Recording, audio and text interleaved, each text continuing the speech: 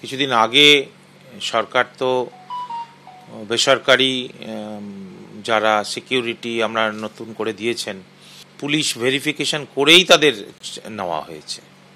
ফলে বেসরকারি এজেন্সিকে সমস্ত সরকারের নির্দেশ মতো আমরা ইনফর্ম করব, যাতে পুলিশ ক্লিয়ারেন্স নিয়ে আসে সবাই আস্তে আস্তে, এবং সেটার একটা আর্কাইভ যদি রাখা যায় আমাদের কাছে তাদের নাম, তা কোন ভেন্ডার, এগুলো সব আছে। কিন্তু এখন এদেরকেও এই